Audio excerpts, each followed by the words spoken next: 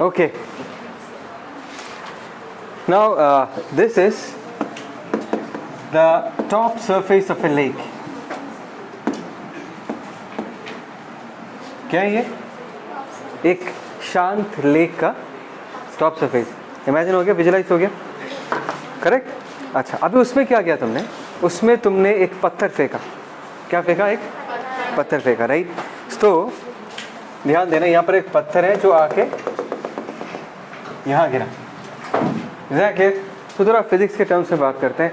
अगर तुमने पत्थर को फेंका है तो पत्थर के पास एनर्जी है, काइनेटिक एनर्जी, पोटेंशियल एनर्जी है. जितना वो नीचे जाएगा पोटेंशियल एनर्जी घटेगा और काइनेटिक एनर्जी बढ़ता जाएगा, राइट. बेसिकली उस पत्थर के पास, उस ट्रैवलिंग स्टोन के पास एनर्जी है. ठीक है. अभी कुछ इमेजिन करो, ये जाके जब पानी को हिट करेगा, पानी को हिट करने का मतलब क्या है कि उसने पानी के मॉलिक्यूल्स को हिट किया होगा, पानी के एटम्स को हिट किया होगा, कोलाइड किया होगा उसके साथ. कोलिशंस में हमेशा क्या होता है? There is always a transfer of energy, right. अगर मैं जाके किसी को धक्का दूँ तो मेरा वेलोसिटी डिक्रीज हो जाएगा, उसका वेलोसिटी इंक्रीज हो जाएगा. मोमेंटम ट्रांसफर होता है, एनर्जी ट्रांसफर होता है. Is that clear? बात समझ में आया? तो पिक्चर ऐसा है कि यहाँ पर एक ट्रैवलिंग स्टोन है, उसके पास काइनेटिक एनर्जी है, पोटेंशियल एनर्जी है. ट्रैवल करते करते आके इस, मैंने थोड़ा सा सिंप्लीफाइड मॉडल लिया है. एक्चुअली पत्थर आके हिट करेगा तो एक एटम को तो हिट नहीं करेगा, बहुत सारे एटम्स एंड मॉलिक्यूल्स को हिट करेगा. Just for the sake of discussion मैंने सिर्फ यहाँ पर एक ही मॉलिक्यूल बना के रखा, राइट, ताकि समझने में आसान हो. ये पत्थर जाके इसको हिट करता है, राइट. इसको हिट करने के साथ साथ ये पत्थर क्या करेगा? उसको काइनेटिक एनर्जी देगा, उसको पोटेंशियल एनर्जी देगा. So what will happen to that liquid molecule? It will start oscillating. ऐसे ऊपर नीचे मूव करना चालू करेगा. जस्ट इमेजिन करो कि तुम्हारे पानी में एक वुडन स्टिक फ्लोट कर रहा है. टप करके मारा उसको तूने ऐसे करके, तो क्या होगा? ऑसिलेट करता रहेगा. कुछ ऐसा ही सिनेरियो है. वो पत्थर आके पानी को जब हिट करेगा, पानी का मॉलिक्यूल क्या करेगा? ऊपर नीचे मूव करता रहेगा. यहाँ तक विजुलाइज हो गया? समझ में आ गया? पक्का? कोई डाउट? तो यहाँ से एनर्जी आया और इस मॉलिक्यूल का एनर्जी मिला. और मैं बहुत पहले से बहुत सारे चैप्टर्स में बार बार तुमको ये एनालॉजी देता हूँ कि एटम्स या मॉलिक्यूल्स के बीच का जो बॉन्ड्स है वो स्प्रिंग जैसा इमेजिन करो, तब समझना आसान होगा. बात समझ में आया? तो देखो, ऐसा सीन है कि मॉलिक्यूल ऐसे मॉलिक्यूल्स है, राइट. और सबके बीच मैंने स्प्रिंग लगा के रखे. यहाँ पर भी स्प्रिंग, एक्चुअली स्प्रिंग नहीं है, दिस आर बॉन्ड्स. मैंने स्प्रिंग बनाया ताकि तुमको ज़्यादा फील आए देख के. This are actually bonds which should behave like a spring. Do agree with this? बात समझ में आया? तो लेट अस से ये वो मॉलिक्यूल है जिसको आके पत्थर हिट करता है. तो ये मॉलिक्यूल क्या करेगा? It will start oscillating up and down. SHM करना चालू करेगा, ऑसिलेट करना चालू करेगा. एक मीन पोजीशन के अबाउट ऊपर नीचे मूव करना चालू करेगा. Is that clear? पक्का? अच्छा, एक बात बताओ, तुमने तो डिस्टर्ब किया था सिर्फ इस मॉलिक्यूल को, लेकिन ये जो मॉलिक्यूल है उसके साथ भी एक स्प्रिंग के साथ कनेक्टेड है, बॉन्डेड है. ये एटम भी इसके साथ बॉन्डेड है. Is that clear? तो एक बात बताओ, जब ये ऊपर जाना चालू करेगा, क्या तुमको लगता है इन दोनों पे कोई इफेक्ट नहीं आएगा? आएगा ना? आएगा नहीं आएगा? कि अगर मैं जस्ट इमेजिन करूँ इसको उठा लूँ तो ये भी उठेगा. ये जब उठना चालू करेगा ये भी उठेगा. ये जब उठना चालू करेगा ये भी उठेगा. ये अगर ऊपर नीचे मूव करता है एज बिकॉज ये स्प्रिंग के साथ कनेक्टेड है, तो ये भी ऊपर नीचे मूव करना चालू करेगा. मॉडल को समझो, ये भी क्या करेगा? ऊपर नीचे मूव करना चालू करेगा. Try to understand. Are getting the point what I am trying to say? तो बेसिकली क्या है, तुमने एक ही पर्टिकुलर जगह पर एनर्जी ट्रांसफर किया था, एक डिस्टर्बेंस आया था. This starts disturb, you know, this particular molecule has been disturb. और जब ये डिस्टर्ब स्टेट में मूव करना चालू करता है, as because they are bonded, as because the connection between them is behaving like spring, इसके आसपास के जो नेबर्स हैं ये लोग भी क्या करते हैं? ऑसिलेट करना चालू करते हैं. Is that clear? And if they are oscillating it means they have energy, right. ऊपर जाएगा, पोटेंशियल बढ़ेगा, काइनेटिक एनर्जी घटेगा. एक्सट्रीम में काइनेटिक एनर्जी 0, मीन पे आएगा. एसएचएम याद करो, मैक्सिमम काइनेटिक एनर्जी होता है, सारा पोटेंशियल काइनेटिक में कन्वर्ट होता है. फिर से नीचे जाएगा तो क्या होगा? काइनेटिक पोटेंशियल में कन्वर्ट होगा. है ना इनके पास एनर्जी? क्या अरुणा है या नहीं है? नहीं है एनर्जी? तो सब ठीक है ना तेरा? अच्छा है ना? ऐसे करके बोलने से कैसे समझ में आया? हाँ ऐसे बोल है, मतलब वर्टिकल मोशन होना चाहिए, हॉरिजॉन्टल मोशन नहीं. समझ में आया? Exactly starts moving up and down. कोई डाउट इसमें? Now my question to all of you is that क्या इसको मैंने एनर्जी दिया था क्या? इसको मैंने एनर्जी दिया था क्या? मैं मतलब पत्थर, इसको तो दिया नहीं था एनर्जी, इसको तो दिया नहीं था एनर्जी, लेकिन ये एनर्जी इनके पास पहुंचा ना। कैसे पहुंचा? Because of the elasticity of the material. ये जो बॉन्ड्स है, बॉन्ड्स, ये अगर ऊपर जाता है, ये दोनों स्प्रिंग इसको क्या करना चाहेगा? To try to bring back the atom to its initial location. इसी टेंडेंसी को तो हम इलास्टिसिटी कहते हैं, properties of matter, properties of fluid. हर एक मटेरियल के पास कुछ ना कुछ इलास्टिसिटी होता है।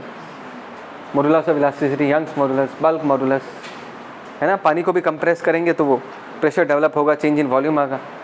पढ़ा ना हम लोगों ने ये सब चीज़।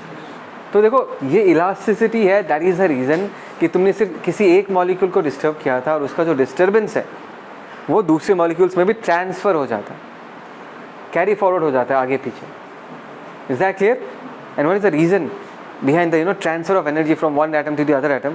It is because they are bonded with each other, and bonds behave like springs, and this springs का behavior जो है, this is responsible for the elasticity of the material. बात समझ में आया? जस्ट इमेजिन करो कि अगर इनके बीच ये बॉन्ड्स नहीं होता तो सिर्फ यही ऑसिलेट करते रहता अपनी जगह पर, और ये जो डिस्टर्बेंस है वो प्रोपोगेट नहीं करती। समझ में आया? ये जो डिस्टर्बेंस प्रोपोगेट कर रहा है ना, इसी को ही हम वेव कहते हैं। इसको हम क्या बोले थे? Wave. Wave is a form of disturbance. पढ़ा होगा 10 में था, आई थिंक सो, था या नहीं था? साउंड वेव, हाँ पढ़ा था, 9 में था। तो हम बोलते हैं ना wave is a form of disturbance. ये तो लैंग्वेज, इसमें फील नहीं आता, बट इस तरीके से फील करो कि डिस्टर्बेंस होता क्या है। Disturbance nothing but energy. किसी के पास काइनेटिक एंड पोटेंशियल एनर्जी है तो वो डिस्टर्ब्ड है, क्योंकि वो ऊपर नीचे क्या करेगा? मूव करता जाएगा। सो अगर मैं कहता हूँ कि wave is a form of disturbance and disturbance is nothing but energy, तो तुमने एक पत्थर को फेंका, इसने पानी को डिस्टर्ब किया, मतलब तुम क्या सोचोगे? पानी को डिस्टर्ब किया मतलब पानी को एनर्जी दिया है, और किसी एक मॉलिक्यूल को दिया है और बाकियों में वो स्प्रेड आउट हो जाता है। ये जो डिस्टर्बेंस स्प्रेड आउट हो रहा है, this is the direction of propagation.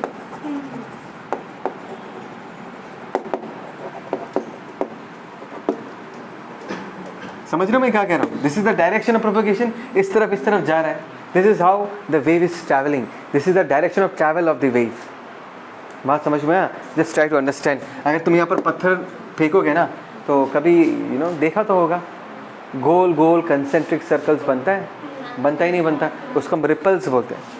क्या बोलते हैं उसको? रिपल्स बोलते हैं। तो पत्थर आके इसको हिट किया, इसको भी डिस्टर्ब करता है, इसको भी डिस्टर्ब करता है, इसको भी डिस्टर्ब करता है, और इसको भी डिस्टर्ब करता है। बात समझ में आया? और मैं कहूँगा all this, for example in this कहानी में 1 2 3 4, all this 4 particles are in the same phase. बोलो क्यों? फेस का फील दे चुका हूँ। फेस मतलब स्टेटस। बात को समझो। If I am the primary source of disturbance, I was the first particle which got disturbed, तो मेरे से जितने डिस्टेंस पे ये है उतने ही डिस्टेंस पे ये है, उतने ही डिस्टेंस पे ये है, उतने ही डिस्टेंस पे वो है, पीछे वाला जो पार्टिकल। तो मेरा disturbance, because I am the source of disturbance, मेरे से डिस्टर्बेंस ट्रेवल होकर इसके पास पहुंचने में जितना टाइम लगाएगा, वही डिस्टर्बेंस यहाँ तक पहुंचने में भी उतना ही टाइम लगाएगा, वही डिस्टर्बेंस यहाँ तक पहुंचने में उतना ही टाइम लगाएगा, वही डिस्टर्बेंस पीछे तक जाने में भी उतना ही टाइम लगाएगा। बात समझ में आया? So the disturbance will all reach this 4 points exactly at the same time. That means all of them will be disturbed exactly in the same fashion. ये भी जब ऊपर जाएगा, ये भी ऊपर जा रहा होगा, ये वाला भी ऊपर जा रहा होगा, ये वाला भी ऊपर जा रहा होगा, बिकॉज ये सारे जो है, all this particles taking me as the centre is lying on the same circle. समझ में आया? मैं इधर उधर के पार्टिकल्स के बारे में बात नहीं कर रहा। If I am the primary source of disturbance, मेरे से एक रेडियस खींच के ऐसा लाइन खींच दो, सर्कल बनेगा या नहीं? Every point on that circle is eight the same distance from the primary source. तो मेरे से जो डिस्टर्बेंस उसके पास पहुंचा होगा, उसी वक्त वही डिस्टर्बेंस इसके पास भी पहुंचा होगा, इसके पास भी पहुंचा होगा, इसके पास भी पहुंचा होगा। All the particles lying on that imaginary circle, जिसको तुम रिपल बुलाते हो ना, इस केस में क्या बुलाते हो? रिपल बुलाते हो। उन सब में एक ही वक्त में पहुंचा होगा। तो सारे पार्टिकल्स एक साथ ऊपर जा रहे होंगे, नीचे आ रहे होंगे, फिर -a तक जा रहे होंगे, फिर 0 तक आ रहे होंगे, फिर +a तक जा रहे होंगे। समझ में आ रहा है? नहीं आ रहा? दैट मीन्स ऐसे जब ये लोग मूव करना चालू करेगा तो उसके जो आसपास के नेबर से वो लोग भी मूव करना चालू करेंगे, फिर नेक्स्ट के आसपास के मॉलिक्यूल जो है वो लोग भी मूव करना चालू करेंगे। तो ये जो है, इनको हम क्या बुलाते हैं? We call them as wave fronts. इसको लेके मैं अलग से बढ़िया से डिस्कस करूंगा, सिर्फ नाम जान के रखो। ये जो सर्कल बन रहा है तुम्हारा, इसको हम क्या बोलते हैं? वेव फ्रंट बोलते हैं। और बात को समझो कि इस वेव फ्रंट के हर एक particle is oscillating in the same phase. Both of them reach the maximum at the same time. Both of them reach their zero at the same time, and all of them reach the negative maximum at the same time. आ रहा ना? क्यों ऐसा क्यों है? Why? Because wave front तो एक circle है. In this case, जहाँ पर मैं सेंटर हूँ, मैं प्राइमरी सोर्स था, राइट? वेव का स्पीड चारों तरफ क्या होता है? सेम होता है. साउंड इधर 330, इधर 200 से ट्रैवल करेगा क्या? हर तरफ का स्पीड ऑफ साउंड क्या है? 330 मीटर पर सेकेंड. तो एक्स डिस्टेंस ट्रैवल करने में जितना टाइम लगेगा, इस तरफ भी एक्स डिस्टेंस ट्रैवल करने में उतना ही टाइम लगेगा, इस तरफ भी टाइम सेम लगेगा. तो सर्कल में जितने सारे पॉइंट्स है, all of them will receive the disturbance at the same moment, and that is the reason all of them will get disturbed exactly in the same fashion, and that is the reason they will all be in the same phase. Feel आया? समझ में आया? हाँ, ये तो 2D wave front है. 2D है ना, एक सरफेस पे है. अगर एक पॉइंट सोर्स होता तो 3D होता, इधर इधर इधर इधर, तो स्पेयर बनता. ये सर्कुलर वेव फ्रंट है, उसको हम क्या बोलेंगे? Spherical wave front. और स्पेयर ऐसे बढ़ते जाता है. बॉम्ब ब्लास्ट जब होता है, देखा होगा ना, साउंड वेव्स ट्रैवल करता है. ट्रैवल करता है नहीं करता? स्पेयर के फॉर्म में ट्रैवल करता है नहीं करता? आइडियल केस होता तो परफेक्ट स्पेयर होता ही नहीं होता. फील आ रहा है मैं क्या कह रहा हूँ? उनको हम वेव फ्रंट्स कहते हैं. एंड और एक चीज़ मैं तुमको समझाना चाहूँगा, ट्रैवल का डायरेक्शन किस तरफ है? Radially outward. This is the direction of propagation.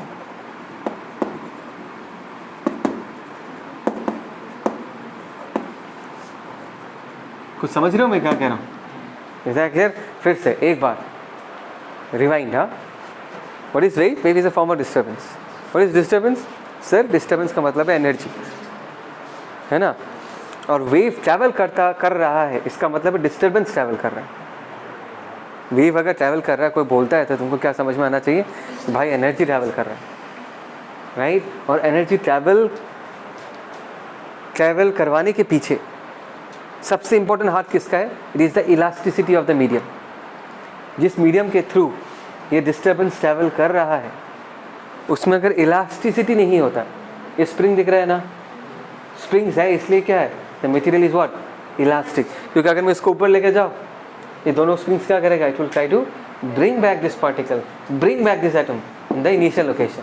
वो अलग बात है कि यहाँ पर रुक नहीं पाएगा वो, because by the time this particle reaches here, इसके पास क्या आ चुका होगा? Kinetic energy, and it will shoot ahead. That is not the point. But the point is that ये दोनों फोर्सेस क्या कर रहे हैं? It is trying to restore back the body to its previous shape and size. इसको हम elasticity बोलते हैं. तो अगर किसी मीडियम में वेव को ट्रैवल करना है, एनर्जी को ट्रैवल करना है, उस मीडियम का इलास्टिक होना बहुत ज़रूरी है. If the medium does not have any elasticity, wave cannot travel. समझ में आया? Is that clear? क्यों ट्रैवल नहीं कर सकता? अगर इन दोनों के बीच बॉन्ड है ही नहीं. अगर मैं इसको डिस्टर्ब करूँगा तो सिर्फ यही डिस्टर्ब रहेगी. It will not be able to pass on the disturbance to its neighbouring particles. Feel आया? ओके. तो अगर किसी वेव को ट्रैवल करना है, सबसे पहला रिक्वायरमेंट क्या? एक मीडियम चाहिए. और मीडियम के पास क्या होना चाहिए? Elasticity. This is the first requirement of the medium. Naman, this is the first requirement of the medium कि उसके पास elasticity चाहिए. Second है, वो obvious है कि उस medium के पास inertia चाहिए. Inertia is mass. Mass is the carrier of energy, right? Mass नहीं होगा तो कौन energy carry करेगा एक से दूसरे जगह तक? समझ में आया? That means the medium should have elasticity and the medium should have inertia. Inertia is nothing but mass. Mass is the carrier of energy. एक पार्टिकल से दूसरा पार्टिकल जा तो जाता है, लेकिन होता है किसके पास एनर्जी है? पार्टिकल के पास ही तो होता है. उसके पास मास नहीं रहेगा तो कहाँ से होगा एनर्जी उसके पास? बात समझ में आया? तो देखो, यहाँ तक क्लियर है? जिन वेव्स को मीडियम चाहिए ट्रैवल करने के लिए, उनको मैकेनिकल वेव बोलते हैं. सुना होगा ये नाम? जिन वेव्स को ट्रैवल करने के लिए मीडियम चाहिए, उसको मैकेनिकल वेव बोलते हैं. क्योंकि ऐसे भी वेव्स हैं जो कि बिना मीडियम का ट्रैवल कर सकते हैं, और मैं वो डिस्कस नहीं करूँगा क्योंकि तुम लोग कंफ्यूज हो जाओगे. एग्जांपल दे के रखता हूँ. सन से जो रेडिएशन आता है हमारे पास, स्पेस में तो कोई मीडियम नहीं है, स्पेस इज वैक्यूम, वहाँ तक हम तक तो पहुँच जाता है ना वो एनर्जी. तो ये जो वेव्स हैं, इनको हम क्या बुलाते हैं? Electromagnetic waves. और इन वेव्स को ट्रैवल करने के लिए मीडियम नहीं चाहिए. ये वेव्स का अलग सा चैप्टर मैं पढ़ाऊँगा तुमको क्लास 12 में. अभी इस चैप्टर का जो मेन फोकस है वो किस पे, मैकेनिकल वेव पे, तो कंफ्यूजन नहीं करना। यहाँ पर हम जो भी वेव्स डिस्कस कर रहे हैं, साउंड वेव, तुम्हारे पास बेडशीट है, ऐसे करके जर्क देते हो तो पल्स बनता ही नहीं बनता, राइट? उसको ट्रैवल करने के लिए बेडशीट चाहिए, बेडशीट का इलास्टिसिटी चाहिए। This are all examples of what, mechanical waves. और इस चैप्टर में हमारा मेन फोकस जो होगा वो किस पे होगा, वो मैकेनिकल वेव पे ही होगा। और एक मैकेनिकल वेव को ट्रैवल करने के लिए मीडियम चाहिए, और मीडियम का दो इंपॉर्टेंट प्रॉपर्टी क्या है कि उसके पास इलास्टिसिटी होना पड़ेगा, उसके पास इनर्शिया या मास होना पड़ेगा, नहीं तो एनर्जी ट्रैवल कर नहीं पाएगा। हाँ, और एक कैटेगरी ऑफ वेव्स है इलेक्ट्रोमैग्नेटिक वेव्स, जिनको मीडियम नहीं चाहिए। Is that clear? बात समझ में आ? अगर तुम आग के सामने खड़े हो, if you stand in front of fire, तो तुमको गर्म लगता ही नहीं लगता। तो वो जो वेव ट्रैवल करके आ रहा है उसको मीडियम नहीं चाहिए, वो रेडिएशन है। That is a form of what, electromagnetic wave. ऐसे वेव्स को ट्रैवल, जैसे सन से जो हीट आता है, हीट ही आता है ना बेसिकली, वो इलेक्ट्रोमैग्नेटिक वेव कैरी करके आता है, और उसको मीडियम नहीं चाहिए होता। ठीक है? Is that clear? Fine fine fine. Mechanical wave, दो काइंड्स ऑफ वेव्स होते हैं। मैकेनिकल वेव को ही हम दो कैटेगरीज में क्या करेंगे, क्लासीफाई करेंगे। जैसे हम फोर्सेस को क्लासीफाई करते थे ना एनएलएम में, एक बेसिस था क्लासिफिकेशन का, it will depend upon the kind of interaction, mass mass का इंटरेक्शन तो ग्रेविटेशनल फोर्स, चार्ज चार्ज का इंटरेक्शन तो इलेक्ट्रोस्टैटिक फोर्स, न्यूक्लियस के अंदर का इंटरेक्शन तो स्ट्रॉन्ग न्यूक्लियर फोर्स। याद है ना, कुछ एक बेसिस होता है ना जिसके आइडिया पे हम डिफ्रेंशिएट करते हैं, राइट? यहाँ पर जो है मैकेनिकल वेव का जो हम दो कैटेगरी डिफ्रेंशिएट करेंगे, that will be based on the oscillation of the medium particles and the direction of propagation of wave. क्या बोला मैंने? किस बेसिस पे हम क्लासीफाई करेंगे, डिफ्रेंशिएट करेंगे? On the basis of oscillation of the medium particles and the direction of propagation of a wave. बात समझ में आ? Try to let us take the example of bedsheet. Bedsheet सबने बिछाया होगा, right? We hold the ends of the bedsheet, फिर ऐसा करते, फिर ऐसा करते हैं, तो एक पल्स क्रिएट होता है। एंड एज बिकॉज मीडियम में विस्कोसिटी है, डिसिपेटिव फोर्सेस है, वो पल्स जाते जाते मर जाता है, right? But let's imagine an ideal case जहाँ पर कुछ भी एनर्जी वेस्ट नहीं हो रहा। तो तुमने अगर एनर्जी देके पल्स बनाया, उसका शेप वैसा ही रहेगा, और वो शेप क्या करेगा, आगे ट्रैवल करेगा ना आगे की तरफ, पूरा फ्लैट हो जाता है। इमेजिन हुआ मैंने क्या कहा? तो एक बात बताओ, इन दिस केस पल्स किधर ट्रैवल कर रहे हैं, आगे की तरफ, और उस पल्स को जो बनाता है, जो बेडशीट के जो पार्टिकल्स हैं, वो जो जिसने पल्स को बनाया है, वो लोग किधर मूव कर रहे हैं? वो जो शेप है, शेप आगे ट्रैवल करता है, लेकिन बेडशीट का मॉलिक्यूल्स किधर मूव कर रहा है? ऊपर। Come on. हाँ, नीचे भी, मतलब मैं ऊपर नीचे में हॉरिजॉन्टल डायरेक्शन के बारे में बात नहीं कर रहा। आई एम सेइंग कि अगर ऐसा है तो कुछ ऐसा होता है, समझ में आया? तो ये जो पार्टिकल जो पहले यहाँ पर था वो यहाँ पहुंच गया, they are moving up and down. इनका जो ऑसिलेशन है वो कैसा ऑसिलेशन है? वर्टिकल ऑसिलेशन, है ना? This is a vertical oscillation. और डायरेक्शन ऑफ प्रोपगेशन ये है या नहीं है? कुछ देर के बाद ये पल्स यहाँ पहुंच जाएगा, है ना? सो बात को समझो। सो can I say in this case the oscillation of medium particles, क्या बोला मैंने? The oscillation of medium particles, imagine हो गया ऐसा है ना, and the direction of propagation are perpendicular to each other, because propagation इस तरफ हो रहा है और पार्टिकल्स ऐसा ऑसिलेट कर रहे हैं। रस्सी है तुम्हारे हैंड में, रस्सी को ऐसे करते जाओ, देखो ना क्रॉसफिट में करते हैं वो लोग, ऐसे करते रहते हैं। Is that clear? तो रस्सी का जो पार्टिकल्स है वो ऊपर नीचे मूव करते हैं, लेकिन तुमने ऐसे जर्क मार के जो पल्स बनाया, वो पल्स कैसे ट्रैवल करते हैं? It travels along the length of the rope, right? So the direction of propagation and the direction of oscillation of medium particles, they are perpendicular to each other. Perpendicular को transverse भी बोला जाता है। अरे English medium में पढ़ाई किया नहीं गया तुम लोगों ने? ट्रांसवर्स होता ही नहीं होता? क्या बोला तूने अभी? कॉन्जुगेट एक्सिस और ट्रांसवर्स एक्सिस। ट्रांसवर्स का मतलब क्या होता है? परपेंडिकुलर। तो ऐसे वेव्स को हम क्या बुलाते हैं? ट्रांसवर्स वेव्स बुलाते हैं। क्या बुलाते हैं?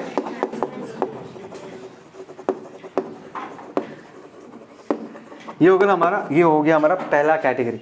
जैसे रस्सी में स्ट्रिंग वेव्स जो होता है वो ट्रांसवर्स वेव्स होता है। बात समझ में आया मैंने क्या कहा? Is that clear? अच्छा, एक चीज़ मैं और एक चीज़ ऐड करना चाहूँगा। देखो, ट्राई टू अंडरस्टैंड, इमेजिन करना, वो जो बेडशीट है जिसमें हमने वो पल्स, जो डिस्टर्बेंस क्रिएट किया है, जब डिस्टर्बेंस ट्रैवल करता है, क्या वो बेडशीट भी उसके साथ ट्रैवल करता है क्या? बेडशीट तो मेरे हाथ में ही है। बेडशीट अगर मेरे हाथ में है, इट इज़ नॉट ट्रैवलिंग, मतलब बेडशीट के जो एटम्स एंड मॉलिक्यूल्स है, they are not moving from their location, they are in their own location. Only the disturbance is moving from one molecule to another molecule, from one molecule to the another molecule. That particular molecule is not living its place.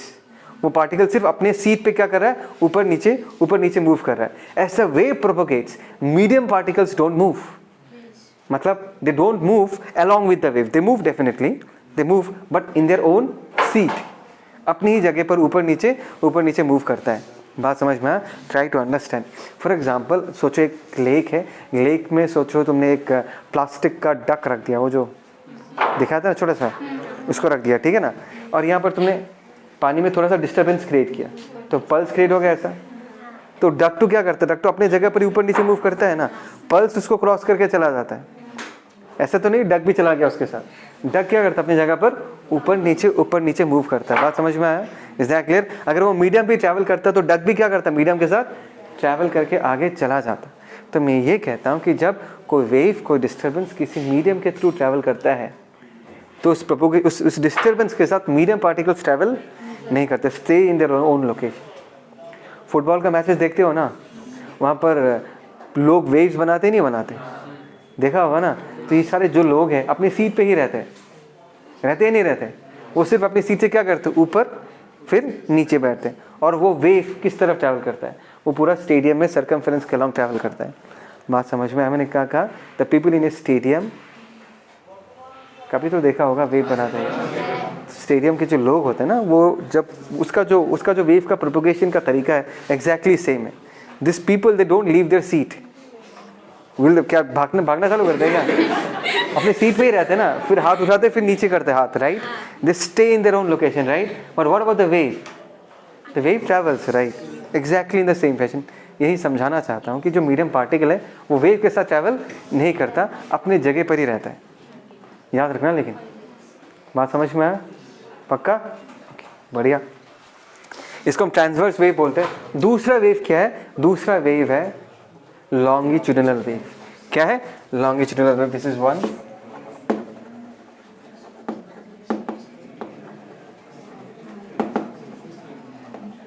अभी जो मैं बात कर रहा हूँ, just try to imagine, अभी जो मैं बात कर रहा हूँ,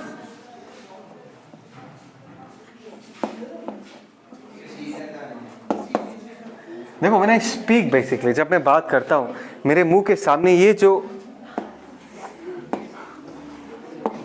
जो हवा का एक लेयर ऐसे इमेजिन कर सकता हूँ. I can imagine a layer in front of my mouth, right? So when I speak, what will happen with that layer?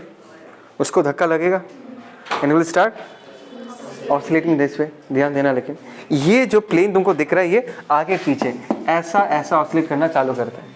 जब ये ऑसिलेट करना चालू करेगा, ध्यान देना, इसके पास और एक जो लेयर है उसको जाके ऐसे धक्का देगा, तो ये भी क्या करेगा? ये भी ऑसिलेट करना चालू करेगा. फिर इसके पीछे और एक जो लेयर है, इस पर भी धक्का लगेगा और ये लोग ऐसे ऑसिलेट करना चालू करेंगे. ध्यान देना इस प्लेन के ऑसिलेशन के डायरेक्शन पे. ये प्लेन किस तरफ ऑसिलेट कर रहा है? इस तरफ. समझ में आ रहा मैं क्या कह रहा हूँ? तुमको सुनाई कैसे देता है? अगर ये वैक्यूम होता ना तो सिर्फ you could have seen my lips moving, मुझे आवाज़ सुनाई नहीं देता, बिकॉज वो जो मीडियम है वो रहा ही नहीं ना. The medium is the carrier of energy. बात समझ में आया? न्यूज़ कैसे ट्रैवल करता पता है? न्यूज़ मीडिया सुना है ना? मीडिया, बात को समझो, media is the carrier of news. Media news create नहीं करता. कहीं पर कुछ इवेंट होता है, कुछ प्रॉब्लम होता है, न्यूज़ के चैनल्स क्या करते हैं? सिर्फ उसको कैरी फॉरवर्ड करने के लिए क्या करते हैं? हेल्प करते हैं. न्यूज़ मीडिया का बात समझा ना? This news media, they don't create the disturbance, they just carry forward the disturbance. Getting the point what I am trying to say? तो यहाँ पर देखो क्या है कि ये डिस्टर्बेंस तो मैंने क्रिएट किया, इसको कैरी कौन कर रहा है? मीडियम कैरी कर रहा है. बट इन दिस केस मैं तुमको ये दिखाना चाहता हूँ, ओके फाइन सर, मीडियम तो कैरी कर रहा है, बट अगर हम इस प्लेन को इमेजिन करें, if this is the plane, जब मैं बात करता हूँ ये ऐसे ऑसिलेट करना चालू करता है, ये जाके नेक्स्ट वाले प्लेन को धक्का देता है, वो भी ऑसिलेट करना चालू करता है, वो जाके नेक्स्ट वाले प्लेन को धक्का देता है, वो भी ऑसिलेट करना चालू करता है. तो basically what is the direction of propagation of sound in this case? This is the direction of propagation of sound. Do you agree with this? Sound इस तरफ ट्रैवल कर रहा है। कितना दुखी क्यों सृष्टि, खाना नहीं मिला क्या आज? इतना टेंशन में पढ़ाई करी है तुम, है ना? This is the direction of propagation. और ये प्लेन किस तरफ मूव कर रहा है? Along the same direction. जिस डायरेक्शन में वेव प्रोपगेट कर रहा है ना, उसी तरफ ये प्लेन क्या कर रहा है? आगे पीछे मूव कर रहा है। उसका oscillation, line of oscillation is along the direction of propagation, along the length of propagation. Along the length मतलब लॉन्गिट्यूडिनल। अरे लॉन्गिट्यूडिनल स्ट्रेस, लॉन्गिट्यूडिनल स्ट्रेन याद है ना? तो हमने खींचा किस तरफ था? Along the length of the rod.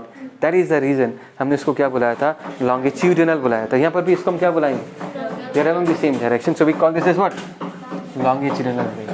Sound waves is an example of longitudinal waves. Is that clear? So these are the two categories. I hope so तुमको समझ में आया। और एक चीज़, जब वेव ट्रैवल करता है, मीडियम पार्टिकल्स अपने सीट पे बैठते फिर ऊपर जाते, बैठते फिर ऊपर जाते, वेव आगे ट्रैवल करता है, मीडियम ट्रैवल करके नहीं जाता। मीडियम डिस्टर्बेंस क्रिएट नहीं करता। Medium is just the carrier of news. कहीं पर कुछ इवेंट हुआ है, that is the source of disturbance. Medium सिर्फ क्या करता है? उसको एक जगह से दूसरी जगह लेके जाता है। Is that clear? ठीक है, इधर सुनो, इधर सुनो। मैं वेव का इक्वेशन लिखना चाहता हूँ। क्या लिखना चाहता हूँ? वेव का इक्वेशन। अच्छा, इक्वेशन में y होता है और एक तरफ x होता है। जिस इक्वेशन को हम जानते हैं y और x, ऐसे दो इक्वेशंस को जानते हैं, राइट? y x पे डिपेंड करता है। इन दिस केस y क्या रिप्रेजेंट करता है? y represents the displacement of medium particle. Do you agree with this? Do you agree with this? Y क्या रिप्रेजेंट करता है? इन this case y represent the displacement of medium particle, right? मैंने तुमको पूछा y कितना है बताओ।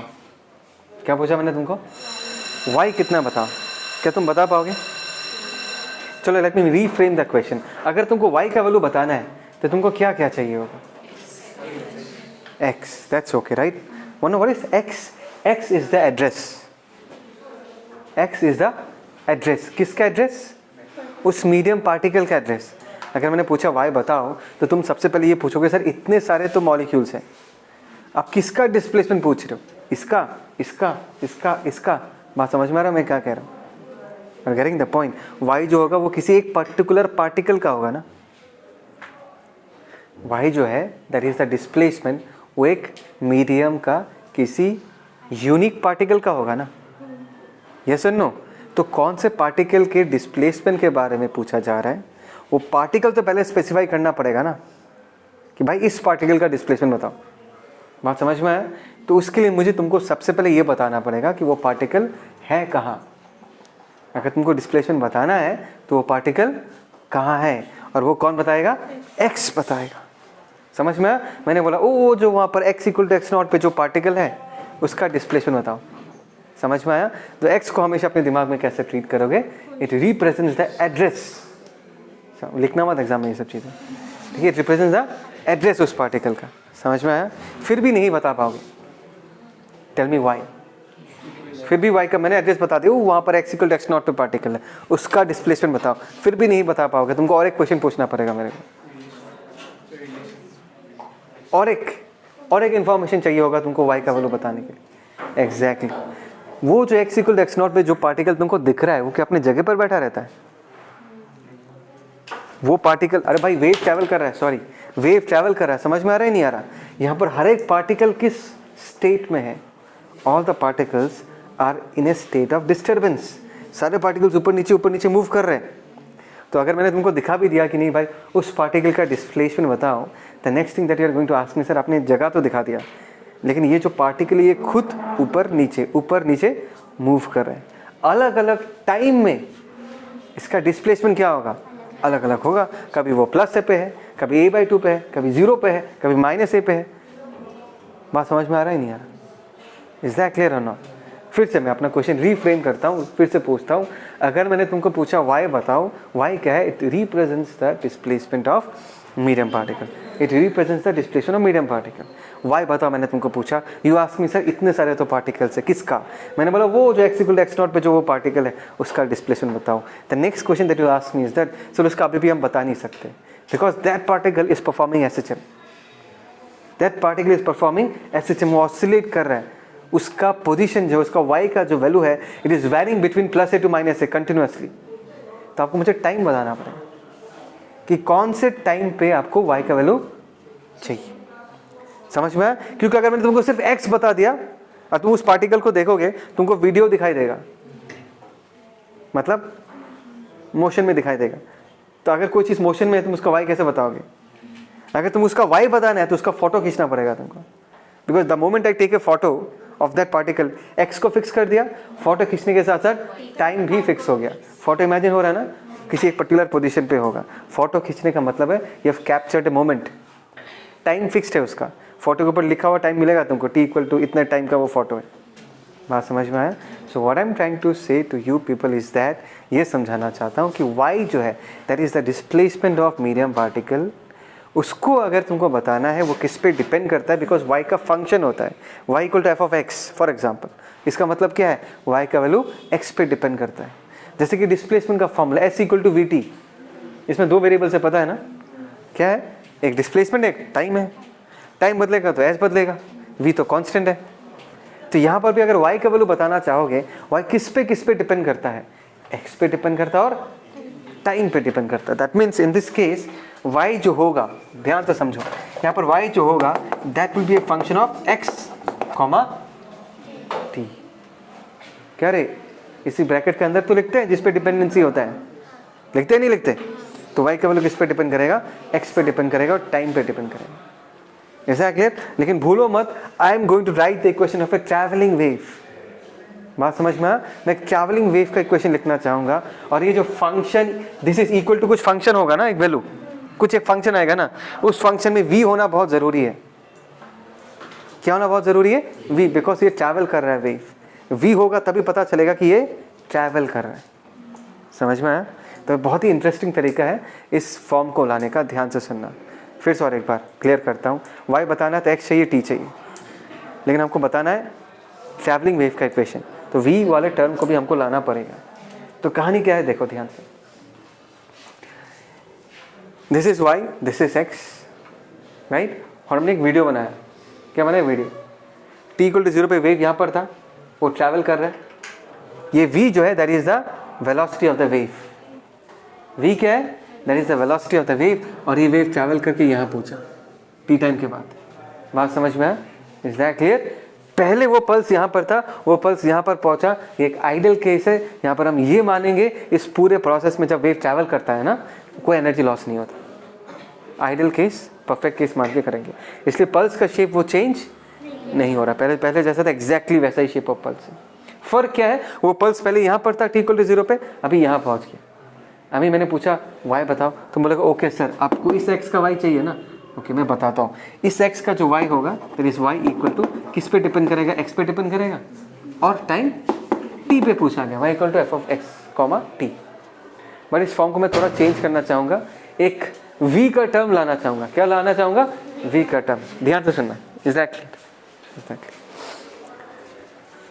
Do you all people agree कि ये जो पल्स है वो यही तो पल्स था, सेम ही तो पल्स है, राइट? ये प्रेजेंट है और ये उसका पास्ट है, दोनों में कोई फर्क नहीं। Do you agree with this? ये प्रेजेंट है और ये उसका पास्ट है, और दोनों में कोई फर्क, आइडियल केस मानना है, फर्क कहां से आएगा? Is that clear? तो यहां पर आपको जो y दिख रहा है ना, ये जो हाइट दिख रहा है, इसका भी वैल्यू क्या होगा? y ही होगा। बात समझ में आया? तो अगर आप मुझे ये पूछ रहे हो कि x पे y का वैल्यू क्या है, सर ये जो पल्स था वो t = 0 पे यहाँ पर था, t टाइम में यहाँ पर पहुंचा, तो इस वेव ने कितना डिस्टेंस ट्रेवल किया होगा? vt, s = vt, इस तरफ। बात समझ में आया? तो इस x पे जो y का वैल्यू है, इससे अगर मैं vt डिस्टेंस पीछे चला जाऊं तो मुझे वही y मिलेगा। समझ में आया? इस x पे जो y है उससे अगर मैं vt डिस्टेंस पीछे चला जाऊं मुझे फिर से वही y मिलेगा। तो मैंने अभी x के जगह x का कोऑर्डिनेट चेंज करके क्या लिख दिया? x - vt। Do you agree with this?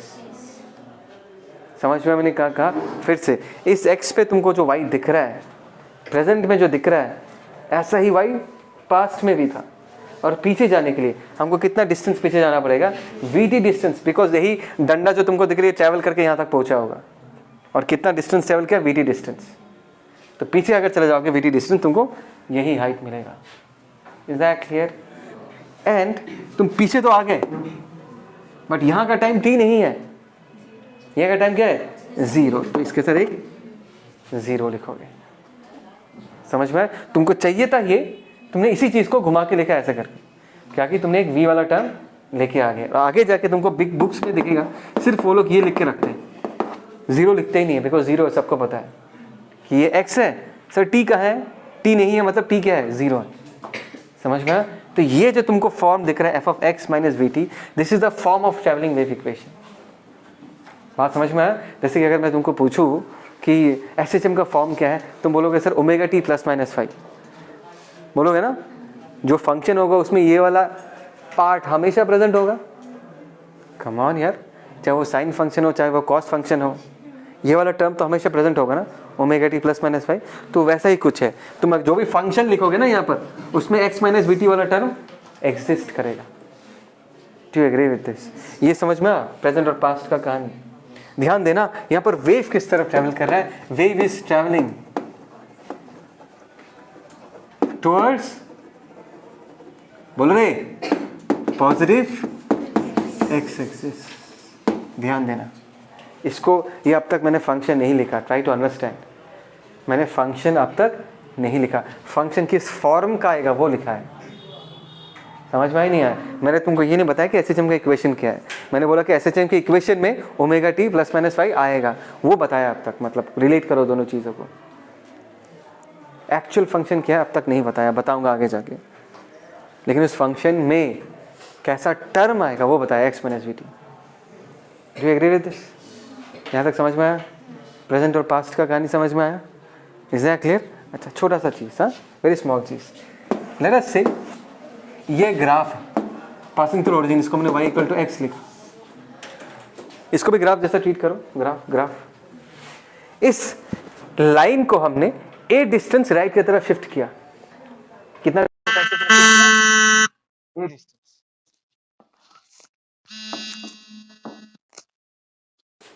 किधर शिफ्ट किया, a डिस्टेंस राइट की तरफ shift. Can you tell me इसका इक्वेशन क्या होगा, y equal to, this is 45 degree, हाँ, क्या होगा, x प्लस से x माइनस से होगा। कम ऑन, x 0 पे y का वैल्यू क्या होगा, माइनस से होगा, नहीं होगा? तो y का वैल्यू क्या है, x माइनस, मतलब जो x था, x के साथ और एक पार्टनर आ गया, और ये जो वैल्यू आया है a, वो तुमको ग्राफ का शिफ्ट बताता है, ये ग्राफ कितना शिफ्ट किया है। Try to understand. ये तुम्हारा ग्राफ, क्या मैं कह सकता हूं कि ये राइट की तरफ vt शिफ्ट किया है? जैसे ये ग्राफ a शिफ्ट किया था तो x के साथ एक पार्टनर आ गया माइनस से, ये तो ग्राफ जो है वो राइट की तरफ शिफ्ट किया, कितना डिस्टेंस शिफ्ट किया, vt, तो x के साथ आया ना, और एक पार्टनर vt माइनस के साथ, एग्जैक्टली सेम है या नहीं? फील आया नहीं? मैंने क्या कहा, ग्राफ को अगर हम राइट की तरफ शिफ्ट करते हैं तो x का एक पार्टनर आता है विद माइनस, उल्टा होता है, right but minus, right but minus. मैं ये कहना चाहता हूँ कि इसको अगर हम लेफ्ट की तरफ शिफ्ट करते हैं उतने ही a डिस्टेंस से, तो इक्वेशन क्या होता है, x तो रहता है, x के साथ और एक पार्टनर आता है, लेफ्ट होने से प्लस होता है, तो हम क्या लिख देंगे, प्लस। और यही लॉजिक मैं फिर से यहाँ पर लगाऊंगा, मैं बोलूँगा ओके, अगर ये वेव पॉजिटिव x एक्सिस की तरफ जाता है तो x माइनस वी टी होता है, तो अगर ये वेव पॉजिटिव x एक्सिस की तरफ नहीं जाके नेगेटिव x एक्सिस की तरफ जाता है,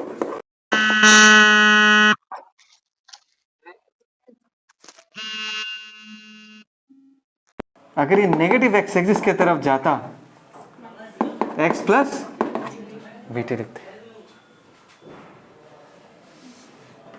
do you agree with this? कोई डाउट? पक्का कनेक्ट कर पा रहे हो ना? श्योर? राइट की तरफ माइनस, लेफ्ट की तरफ प्लस, उल्टा होता है, राइट की तरफ माइनस, लेफ्ट की तरफ प्लस, तो ऐसा इक्वेशन होगा। तो माइनस है या प्लस है, उसको देख के तुम ये आइडेंटिफाई कर पाओगे कि वेव पॉजिटिव एक्स एक्सिस की तरफ जा रहा है या नेगेटिव एक्स एक्सिस की तरफ। Is that clear? पक्का? ओके।